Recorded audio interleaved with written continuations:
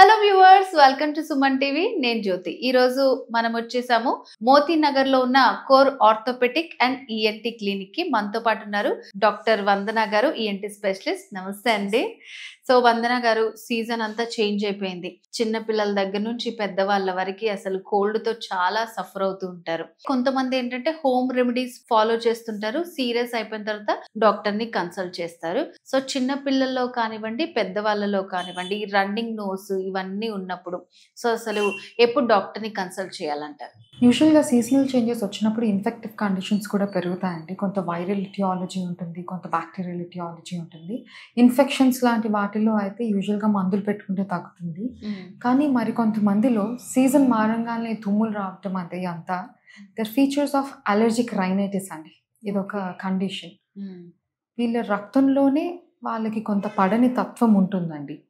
అది వాళ్ళకి ఈ ఒక్క సీజన్లోనే వచ్చేది కాదు, వాళ్ళకి క్రానిక్గా ఉంటుంది. ఓకే.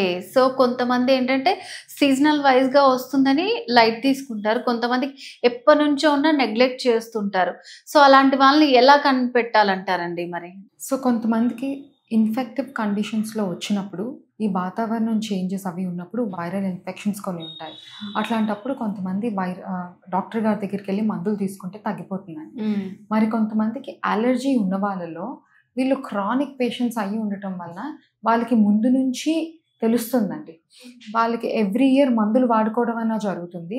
లేదు అంటే వాళ్ళు ప్రతి సంవత్సరం డాక్టర్ గారి దగ్గరికి వెళ్ళి చూపించుకోవడం అవుతుంది. చాలా మందికి ఇట్లానే రన్నింగ్ నోస్ ఎక్కువగా ఉండటం, లేదంటే అలర్జీ ఇన్ఫెక్షన్స్ వల్లనో ముక్కులో కండ పెరిగింది, సో ఆ సర్జరీ చేసుకుంటే మనకి ప్రాబ్లం సాల్వ్ అయిపోతుంది అని అంటూ ఉంటారు. సో అసలు ఆ ప్రాబ్లం ఏంటండి? ఆ సర్జరీ గురించి ఏమైనా చెప్తారా?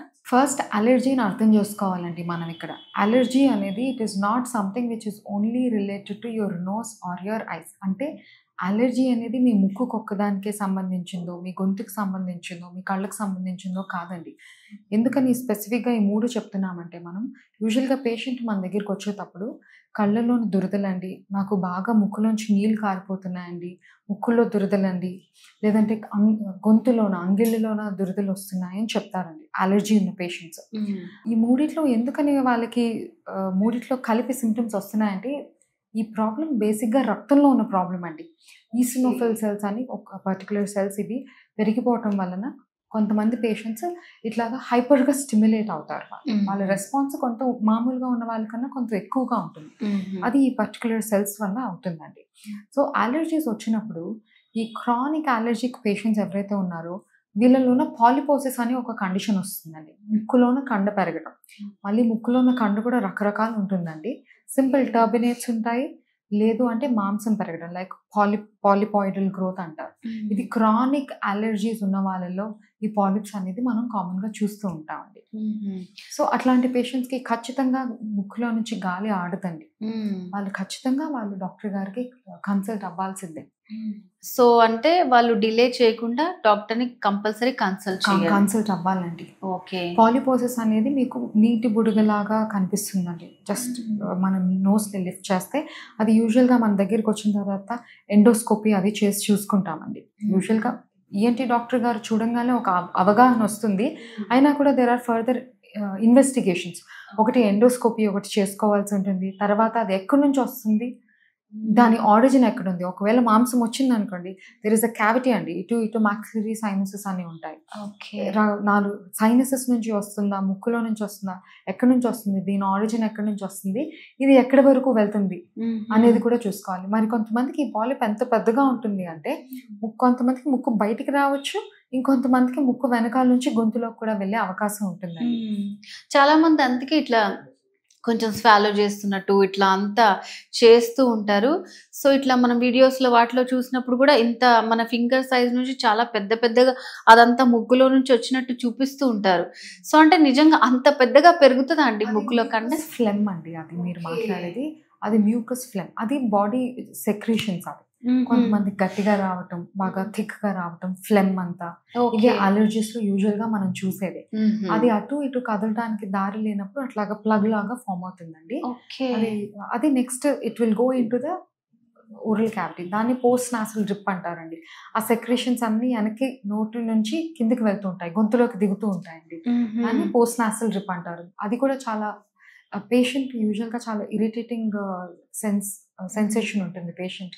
సో అంటే నేను చెప్పిందంతా ఏంటంటే నోస్ లోంచి బయటికి రాకుండా లోపలికి వెళ్ళకుండా అక్కడ స్టక్ అయిపోయి చాలా ఇరిటేషన్ క్రియేట్ ఎగ్ పీలుస్తారు కదా అండి, ఆ. ఎగ్ పీల్చలేకుండా ఉంటారు. ఓకే అలాంటప్పుడు వాళ్ళకి అది మ్యూకస్ ఫ్లెమ్ అంతా ప్లగ్ లాగా ఫామ్ అవుతుంది. సో అంటే ఇప్పుడు ఆ ముక్కులో కండ పెరిగిందని చెప్తుంటారు కదా డాక్టర్. సో మరి దానికి ఏంటి అంటారు పరిష్కారం మరి? First we have to establish అండి ఆ కండ అనేది ఎలాంటి రకమైన మాంసము అది. మనం ఇందాక చెప్పుకున్నట్లు ఇది నార్మల్ టర్బినేటా లేదంటే ఏమన్నా మాంసం కింద అంటే పాలిపాయిడల్ గ్రోత్ కింద వచ్చిందా, వస్తే అది ఎక్కడి నుంచి వచ్చింది, దీన్ని ఫర్దర్గా ఎండోస్కోపీ కానీ సిటీ స్కాన్స్ కానీ ఇవన్నీ చేసుకొని ఎక్కడి నుంచి వస్తుందో ఎవాల్యుయేట్ చేసుకుంటామండి. ఇది చూసిన తర్వాత నెక్స్ట్ మనం సర్జికల్ సొల్యూషన్స్ ఉన్నాయండి. పెరిగిన మాంసాన్ని తీసేస్తే అసలు వీటి వల్ల వచ్చే ఇబ్బందులు ఏంటి ఫస్ట్ పేషెంట్కి. ఈ మాంసం పెరగటం వల్ల మోస్ట్ కామన్ కంప్లైంట్ ఏముంటుందంటే అండి ముక్కులోంచి శ్వాస తీసుకోలేకపోవటం. దీనికి ఇంకొక కారణం కూడా ఉంది, డీవియేటెడ్ నాజల్ సెప్టమ్ అని. ముక్కు 2 నాస్ట్రిల్స్ని సపరేట్ చేస్తూ దెర్ ఈస్ అ వాల్ అండి, దాన్ని సెప్టమ్ అంటారు. ఈ 2 నాస్ట్రిల్స్ని సపరేట్ చేస్తూ దెర్ ఈస్ అ వాల్ లోపల. ఆ సెప్టమ్ కూడా కొంతమందికి పక్కకి వంగిపోయి ఉంటుందండి. ఈ ముక్కు కండరం వంకర ఉందని, గోడ వంకరగా ఉందని చెప్తూ ఉంటారు. అవునండి. సో దాని వల్ల కూడా మనకి ప్రాబ్లం అవుతుంది. అవునండి. ఓకే, సో అది కూడా మనం సర్జరీ ద్వారా సెట్ చేసుకోవాలండి. అది మనం ఎవాల్యుయేట్ చూసుకొని ఇది ఇబ్బంది అని మనకు అర్థమైన తర్వాత దాని నెక్స్ట్ ఫర్దర్గా సర్జికల్ సొల్యూషన్స్ ఉన్నాయండి. యూజువల్గా ఈ అలర్జీ ఉన్న పేషెంట్స్లో సైనసైటిస్ కూడా కొంత ఎక్కువ వస్తుందండి. సైనసైటిస్ కూడా వచ్చే అవకాశాలు కొంత నార్మల్ పాపులేషన్తో కన్నా కొంత ఎక్కువగా చూస్తాం క్లినికల్ ప్రాక్టీస్లో. సో మరి డాక్టర్ గారు ఈ సర్జరీ చేసుకున్న తర్వాత వాళ్ళు ఏవైతే ప్రాబ్లమ్స్ ఫేస్ చేస్తున్నారో, సో ఈ డస్ట్ ఎలర్జీ కానీ కంటిన్యూస్గా రన్నింగ్ నోస్ ఉండడము, సో వన్ సైడ్ అంతా పెయిన్ రావటము, ఇలాంటి ప్రాబ్లమ్స్ అన్ని తగ్గుతాయి అంటారా? సో సైనసైటిస్ వల్ల ఈ 1-sided హెడేక్స్ ఇవన్నీ ఉంటాయండి. ఫేషియల్ హెడేక్స్, పంటి దగ్గర నొప్పి రావటం, తలంతా ఈ భాగంలో నొప్పి, కళ్ళ వెనక భాగంలో నొప్పి రావటం, ఇవన్నీ సైనసైటిస్ వల్ల వస్తూ ఉంటాయండి. నెక్స్ట్ మనం డెఫినెట్గా రిలీఫ్ వస్తుంది అని చెప్పేది ఏంటి అంటే ముక్కులో నుంచి గాలి ఆడకపోవటం నుంచి డెఫినెట్గా చాలా వరకు రిలీఫ్ వస్తుందండి. మాంసం తీయంగానే ఆ స్పేస్ అంతా ఓపెన్ అప్ అయిపోవటం వల్ల పేషెంట్ సడన్గా మంచిగా గాలి పీల్చుకోగలరు. కానీ అలర్జీ అనేది ఏదైతే కండిషన్ ఉన్నదో నేను మీకు ముందరే చెప్పినట్లు ఇది ఒక జెనెటిక్ కండిషన్. ఓకే, అది వాళ్ళ బ్లడ్లో ఉంటున్న ప్రాబ్లం అండి.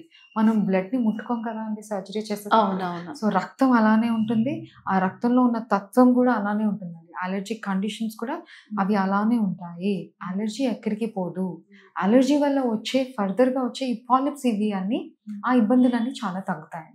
సో చాలా మంది ఏంటంటే సో మీరు చెప్పినట్టు క్లియర్గా తెలియక మనం ఈ సర్జరీ చేసుకోగానే ఇప్పుడు మొత్తం మనకి అంతా పోతుంది అలా అనుకుంటారు. డెఫినెట్గా సిమ్టమాటిక్ రిలీఫ్ చాలా వస్తుందండి. ఓకే, సో డాక్టర్ గారు అంటే ఇప్పుడు సీజన్ కూడా మనకి చూస్తే చాలా రెయినీస్ అవన్నీ ఉన్నాయి. చిన్నపిల్లల్లో శ్వాస తీసుకోలేకపోవటం అట్లా ఇబ్బంది పడుతూ ఉంటారు. సో ఇంట్లో ఏమన్నా పేరెంట్స్ అంటే వాళ్ళు చాలా కంగారు పడతారు, వాళ్ళు ఏం చెప్పలేక ఏడుస్తూ ఉంటారు. సో వాళ్ళకి ఏమన్నా రెమెడీస్ చెప్తారా మీరు? చిన్నపిల్లలకి వేరండి, చిన్నపిల్లలకి వేరే కండిషన్స్ ఉంటాయి. చిన్నపిల్లలకి యూజువల్గా ఈ పాలిప్స్ ఉండవండి. వాళ్ళలో ఉండే కండిషన్ అడినాయిడ్స్ అంటారు. అడినాయిడ్స్ జలుబు బాగా చేసిన తర్వాత ఈ అడినాయిడ్స్ వల్ల చెవిలో నొప్పి రావటం అనేది సహజం. ఈవెన్ అడల్ట్స్లో కూడా అవుతుందండి. ఇది ఎందుకు అవుతుంది అంటే చెవికి ముక్కుకి కనెక్ట్ చేస్తూ ఒక ట్యూబ్ ఉంటుందండి, దాన్ని యూస్టేషన్ ట్యూబ్ అంటారు. అది బ్లాక్ అవ్వటం వల్ల ఈ ఇన్ఫెక్షన్ ఏదైతే ఉందో చెవిలో ఉన్న స్ప్రెడ్ అయ్యి అది కొంచెం ఇబ్బంది పెడుతూ ఉంటుంది. ఆ తర్వాత అది పస్ కింద మారటం, చెవిలో నుంచి కారటం ఇవన్నీ చూస్తామండి. సో అది వేరే కండిషన్ ఆల్టుగెదర్. సో దానికి మెడికేషన్ మళ్ళీ మారిపోతుందండి. ఓకే, పిల్లల్లో కానీ పెద్దల్లో కానీ చాలా డిఫరెంట్గా ఉంటుంది. ట్రీట్మెంట్ చేసేది వేరేగా ఉంటుంది, సో వాళ్ళకి మెడికేషన్ అంతా వేరేగా ఉంటుంది. సో నార్మల్గా అంటే మీరు ఏమైనా టిప్స్ చెప్తారా ఈ రైనీ సీజన్లో కొంచెం కోల్డ్ నుంచి మనం అవాయిడ్ చేసుకోవడానికి, సో మంచి హ్యాపీ లైఫ్ లీడ్ చేయడానికి? ఎప్పుడు చూసినా రన్నింగ్ నోస్లో ఉన్న వాళ్ళు ఎక్కువ ఉంటారు. సో అంటే అది ఒక లెవెల్కి మించి ఉంటే మాత్రం ఎప్పుడు డాక్టర్ని కన్సల్ట్ చేయాలి? చిన్న చిన్న వాటికి మనం ఎలా టిప్స్ పాటించాలంటారు? రన్నింగ్ నోస్ 1-2 రోజులు 3 రోజులు పర్వాలేదండి. You can give your body some time. దానంతటా అదే కొంత తగ్గుతుంది. తగ్గని పక్షాన మీరు వెయిట్ చేయకండి. ఓకే, ఫస్ట్ డాక్టర్ గారి దగ్గరికి వెళ్ళాలి. ఎందుకంటే చెవి, ముక్కు, గొంతు ఈ 3 ఇంటర్ కనెక్టెడ్ అండి. They are not separated. ఒకదాని నుంచి ఇంకొక దాని కనెక్షన్ ఉంటుంది. సో 3-4 రోజుల కన్నా మీరు ఎక్కువ వెయిట్ చేయాల్సిన అవసరం లేదండి.